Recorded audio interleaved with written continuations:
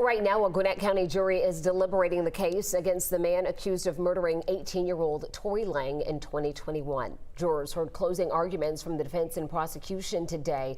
11 Alive's Bobeth Yates was inside the courtroom and has the very latest on those deliberations.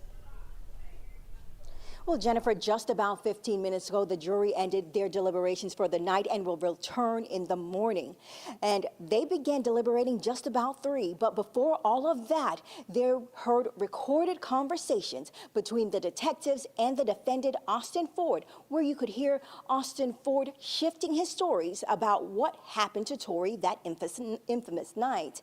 And now both the defendant and the prosecution focused on that in their closing arguments.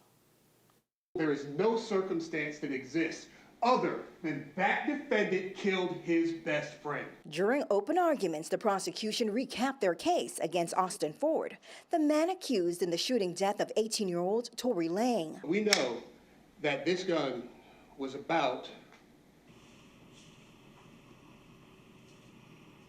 this far from Tori's head. Previously, the defense argued Tori died by suicide after taking her mother's gun from her home. But Assistant DA Norris Lewis demonstrated why he says that is virtually impossible. Not only do I have to have it this way, but I have to produce a perfectly straight shot across the back of my head just in front of my ear.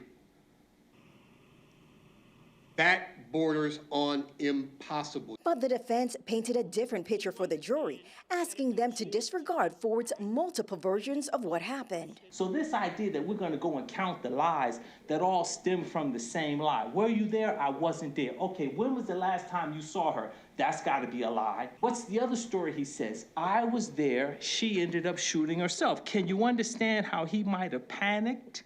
And defense attorney Lawrence Lewis reiterated he believes Tori fired that fatal shot. Once you determine that it is a suicide, you can go right down the list. Not guilty count 1, not guilty count 2, not guilty count 3, not guilty count 4, not guilty count 5, not guilty count 6.